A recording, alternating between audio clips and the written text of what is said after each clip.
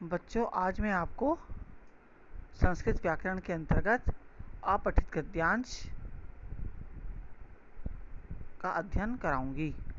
अपठित गद्यांश यानी कि जो आपने पढ़ा ना हो वो गद्यांश दे दिया जाएगा और उसी गद्यांश के ऊपर आपको प्रश्न आएंगे, और तो आपको उस गद्यांश के प्रश्न का उत्तर उस गद्यांश में से पढ़कर देना होगा। यह आपकी परीक्षा में पूछा जाएगा, अतः सभी बच्चे बहुत ध्यानपूर्वक इसका अध्ययन करें।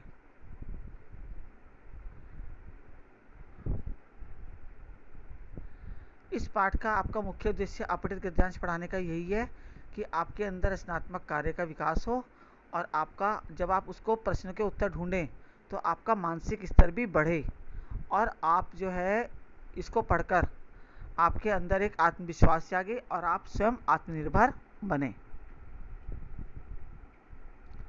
आइए पढ़ाते हैं अपठित गद्यांश।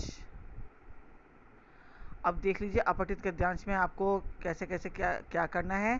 सबसे पहले आपको प्रश्नों के उत्तर उसी गद्यांश में से निकालने हैं, और बहुत ही ध्यानपूर्वक आपको गद्यांश पढ़ना है, और 2-3 बार पढ़ लें तो ज़्यादा अच्छा होगा।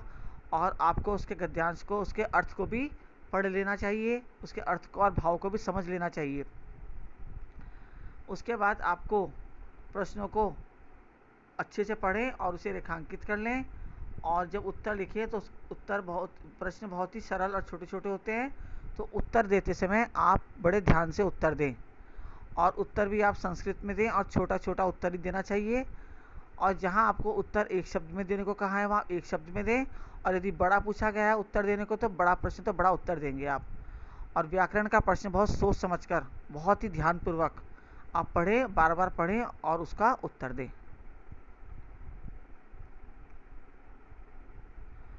अब देखिए, निष्कर्ष ये निकलता है इसको पढ़कर कि जो है इससे आपका जो मानसिक स्तर बढ़ता है, और आप जब यदि इसके अंदर से उत्तर ढूंढेंगे तो आपका एक जिज्ञासा उत्पन्न होगी, और आपकी इसमें रुचि भी बढ़ेगी।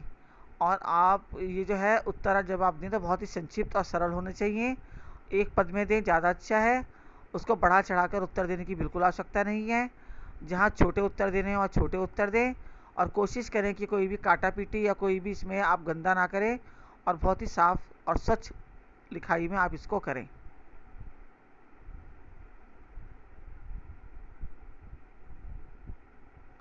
अब देखिए, ये आपको एक संस्कृत में गद्यांश है। बसंत ऋतु ऋतुराज कथ्यते, बसंत ऋतु को ऋतुराज कहा जाता है।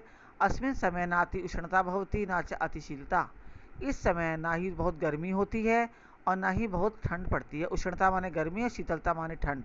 सर्वेषु वृक्षेषु लतासु नव पल्लवानि दृष्टि विकसन्ति, सभी वृक्षों में लताओं और नए नए पत्ते आते हैं। तरवः पादपा लता च नवजीवनम धारयन्ति, जो वृक्ष है वो नए नए पत्ते धारण करते हैं और नई नई लताओं को धारण करते हैं। सर्वेषु वृक्षेषु लतासु च नाना वर्णानि कुसुमानि आकर्षन्ति, सभी वृक्ष में और लताओं पर नए नए वर्ण के फूल हमें अपनी ओर आकर्षित करते हैं। वसंतौ तौ प्रातः स मंदम सुगंधित च समीरा भवति, बसंत ऋतु में प्रातः और सायं को, मंदा मतलब धीरे धीरे, सुगंधित मतलब खुशबू वाली, समीर मतलब हवा बहती है। दिवसा मनोहरा भवंती, और जो हमारा दिन है वो बहुत ही सुंदर होता है।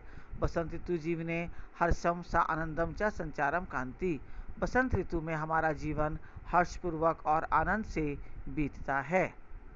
अब मैंने आपको ये गद्यांश पढ़ाया, देखिए इसका उत्तर कैसे देना है। बसंता किमुच्यते, बसंत को क्या कहा जाता है, तो आप उसमें लिखा हुआ ऋतुराज, तो बसंत को ऋतुराज कहा जाता है। दूसरा है बसंते दिवसा कथम भवति, बसंत में दिन कैसे होते हैं, तो दूसरा है मनोहरा। तीसरा है बसंत ऋतु जीवन किम संचारयति, बसंत ऋतु में जीवन का संचार कैसे होता है, मतलब जीवन हमारा कैसे चलता है, तो आनंद पूर्वक चलता है। वृक्ष और लता बसंत में, वृक्ष और लताओं पर बसंत में क्या खिलते हैं, तो नव पल्लवानी मतलब नए नए पत्ते।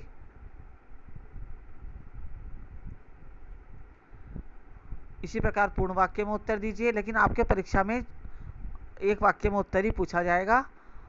आप ही देख लीजिए, अब इसमें पूर्ण वाक्य में उत्तर पूछा है तो इसमें प्रश्न का उत्तर भी लंबा हो गया। गद्यांश से आपको पढ़ना है और उत्तर लिखना है।